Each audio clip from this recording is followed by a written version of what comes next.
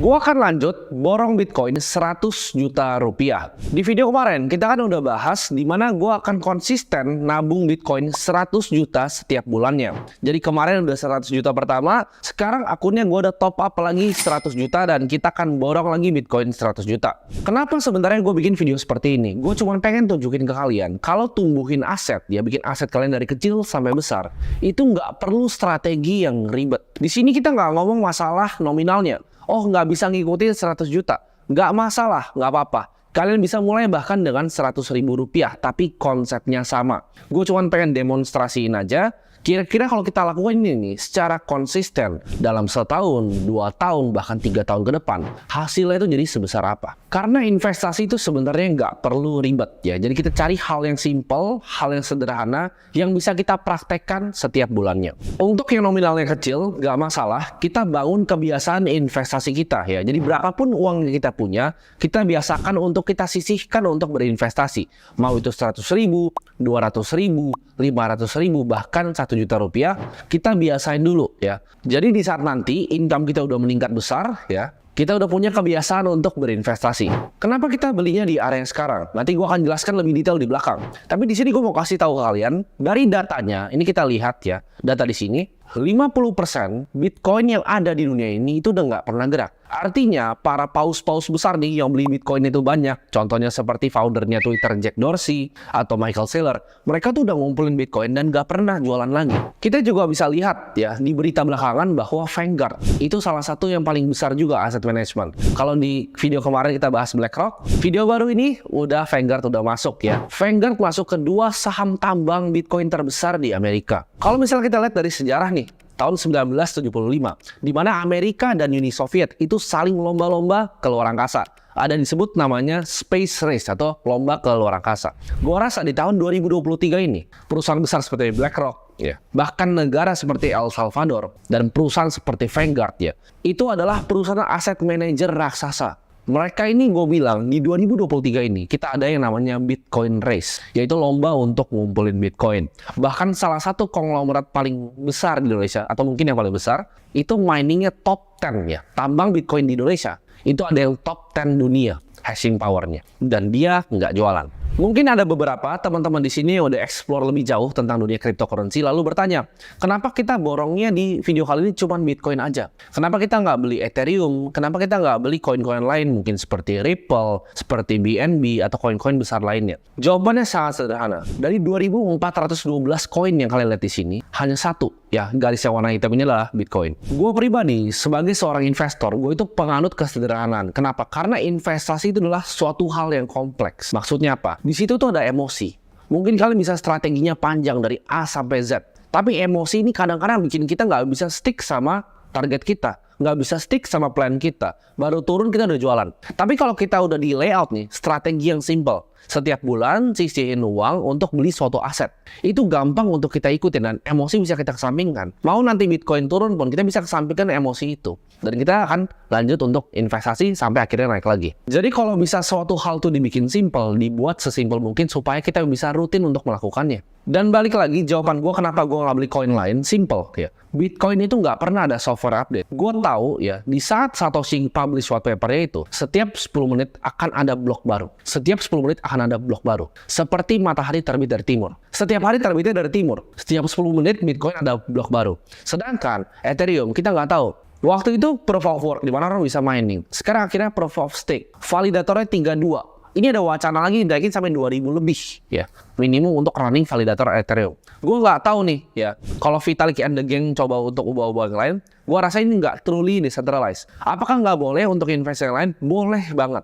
Tapi anggapnya berbeda seperti Bitcoin. Bitcoin itu kita lihat sebagai kayak emas digital ya. Monetary good. Ya, properti digital. Sedangkan yang lain ini, Ethereum, BNB, itu sebagai perusahaan. Ada foundernya, ada manajemen timnya, ya ada yang running. Jadi selain Bitcoin, semua ini kita investnya ibaratnya venture capitalist ya. Orang-orang yang berinvest di perusahaan awal-awal. Dan gue pribadi sangat suka Bitcoin. Kenapa? Karena sifatnya yang limited. Kita tahu cuma akan ada 21 juta Bitcoin yang pernah ada di dunia ini. dan 19.400.000 sudah ditambang per video ini dibuat. Bitcoin itu menurut gua valuasi masih relatif murah karena kita nggak bisa value seperti saham, ada discounted cash flow hitungannya. Kita nggak bisa valuasi seperti properti, ada earnings dan segala macam.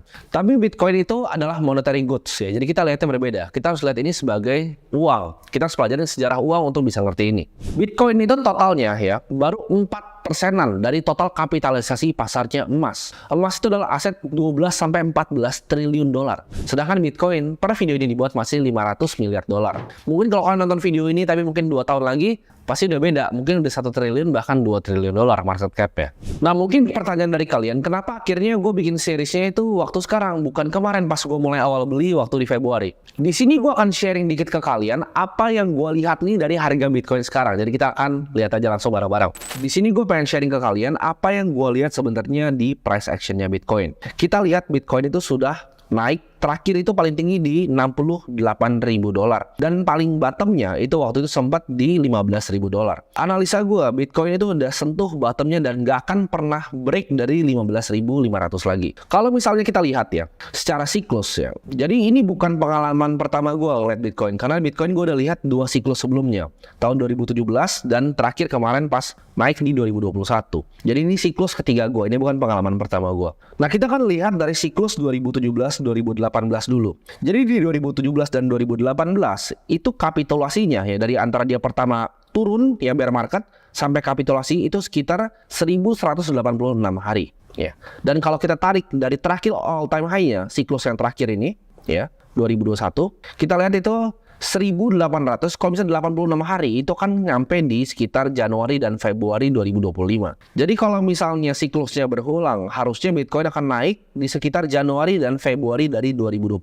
Banyak orang salah kaprah, mereka pikir Bitcoin itu akan naik pas halving. Enggak. Jadi Bitcoin itu actually naik bukan pas halvingnya ya. Halving kita tahu ada di April 2024. Sedangkan kenaikan Bitcoin itu akan ada di justru Januari dan Februari dari 2025. Kalau untuk kita bisa prediksi, kalian mungkin nanya, kok naiknya bisa sampai berapa Bitcoin? Jawabannya bohong kalau ada yang bisa jawab kalian bisa naik sampai berapa. Orang akan cuma bisa prediksi tapi nggak bisa kasih tahu kalian naiknya itu akan sampai berapa. Karena gini, di setiap siklus top itu nggak pernah bisa ada yang bisa prediksi. Tapi bottom selalu bisa diprediksi. Kita prediksi bottom pakai apa? Simple. Pakai all time high dari siklus sebelumnya. Jadi untuk tahunya kita tarik nih dari all time high sebelumnya. Kenapa gue pakai monthly chart? Karena gue suka lihat sebuah aset itu dalam view yang jangka panjang. Kalau kita lihat dari all time high di sini, ini areanya menurut gue, ini udah gak akan pernah Bitcoin itu bisa turun lagi. Karena penjelasan sederhana, kalau kalian lihat di sini, Bitcoin dari all time high-nya ya, 68.000 yang tadi gue bilang, dia itu udah turun setahunan lebih. Kapitulasinya sudah setahunan lebih, dan ini udah memakan banyak korban.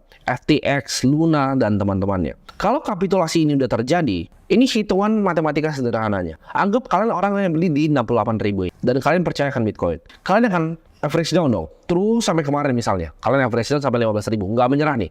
Kalian hold terus. Di 30.000, porto kalian tuh udah hijau. Jadi kalau kalian beli di 68.000, kalian cicil setiap bulannya turun nih, setiap candle-nya kalian cicil turun. Dengan jumlah yang sama, di 30.000, kalian udah break even. Dan banyak banget orang-orang retail yang ngerasa seperti itu. Mungkin kalian salah satunya di sini ada yang nonton rasain seperti itu. Oh, ini udah naik nih. Ya, udah naik dan ini udah break even. Akhirnya gue bisa keluar dari Bitcoin dan kalian keluar, kalian buangin barang. Itu kenapa terjadi price resistance ya di dalam 2-3 bulan ini. Harganya nggak kemana-mana. Karena orang ya yang tadinya beli Bitcoin ini udah mau jualan karena mereka pikir udah, yang penting udah break even. Nah itu adalah psikologi manusia. Kalau kita tahu ya, uang pintar atau dibilangnya smart money di mana? Smart money itu justru masuk di saat orang retail pada jualan. Jadi gue lihatnya di sini adalah retail tuh udah selesai jualannya. Udah naik ke harga mereka di mana mereka bisa buang barang, dan sekarang adalah saatnya uang institusi masuk. Ya, uang Vanguard, uang BlackRock akan masuk di area ini. Itu kenapa gue pede untuk bilang ke kalian, gue akan borong Bitcoin terus. Ya, gue akan terusin terus ini 100 juta per bulan. Karena target gue sederhana ya, target gue Bitcoin tuh kan nyampe ya, kita lihat kan targetnya di sini, di Februari ya, Februari 2025 itu kan target pertama Bitcoin kita. Mungkin kalau misalnya kita udah hit itu, mungkin akan ada rebalance, tapi gue rasa sih enggak, gue akan terus tumpukin terus ya. Jadi gue akan lihat secara konsisten, karena gue kurang suka misalnya orang yang kasih tunjuk kalian misalnya chart gitu kan, tapi mana uangnya? Gitu. Mana bukti aslinya bahwa orang itu lakuin apa yang dia omongin? Gue itu orangnya nggak suka cuma ngomong, cuma tunjukin chart. Tapi di sini gue akan praktekin langsung juga, dan kita akan lihat secara konsistennya. Setiap bulan, kalau kalian suka, ya bagian di mana gue lihat price action dari Bitcoin ini, gue akan update juga setiap bulan apa yang gue lihat dan kira-kira targetnya masih sama atau berubah. Oke, kita udah balik ke portofolio gua. Gua udah top up lagi ya 100 juta rupiah dan kita akan langsung borong Bitcoinnya. Jadi di sini simpel banget kita belinya ya. Kita akan beli, kita akan trade di sini 100% dari uang kita. Ini kenapa jawabannya nggak 100 juta? Kenapa 99 juta 99 sekian? Karena ini gua transfernya pakai BCA dan limit mobile bankingnya di 100 juta. Jadi 99,9990 ya hampir lah 100 juta. Kalian anggap aja 100 juta. Jadi gua akan langsung beli di sini. Nah kemarin gua ngelakuin kesalahan karena kemarin gua tuh udah jarang banget pakai Indodax ya. Karena ini akun kosong yang gua pakai. Kemarin itu gue pakai yang simple mode-nya dan itu langsung dia ambil yang taker di sini. Kalian bisa lihat taker di sini 0,51 ya. Kita harus ngambilnya yang maker, kita harus ngisi. Jadi kemarin tuh gue langsung HK ibaratnya gue hajar. Jadi di sini kita akan ngantri aja di sini gitu. Kita akan ngantri di harganya dan kita akan beli ya. Nah, ini ordernya. Nah, karena ini kita ngantri ya, jadi mungkin belum masuk. Oke, kita cek sini belum masuk ya. Belum masuk ya, karena ini masih ngantri. Tapi ini kan gue update ya, kalau mungkin gue tungguin kelamaan. Jadi ini gue udah antriin Bitcoinnya. Jadi ingat, buat kalian yang pakai exchange apapun ya, selalu jangan kena fee takernya ya. Kalau misalnya exchange yang nggak ada bit offernya, mending kalian cari exchange yang baru. Karena kenapa? Nanti kalian gede di fee-nya. Kayak kemarin gue beli 100 juta, ya fee-nya aja 500 ribu. Untung Bitcoinnya naik, jadi udah balik modal ya. Sekarang jadi asetnya di 200 juta 500 ribu. Dan kita akan update terus setiap bulannya dan kalian bisa lihat perkembangannya seperti apa. Tapi di sini gue pengen ingetin sekali lagi, hanya investasikan apa yang kalian siap hilang ya. Jadi jangan ini uang buat kalian belanja ke pasar ya, uang untuk bayarin anak kalian masukin di Bitcoin, jangan sama sekali. Ini uang dingin yang kalian siap untuk hilang. Kalau itu 100 ribu ya 100 ribu gitu, kalau 200 ribu ya 200 ribu. Jangan uang yang kalian pakai untuk anak sekolah kalian taruh di sini ya. Terus ntar kalian ngomel-ngomel di saat asetnya turun. Pas turun kalian perlu kebutuhan, kalian jual ya, terus dia terbang, terus kalian nangis nanti. Jadi gua harap videonya bermanfaat ya untuk teman-teman semua.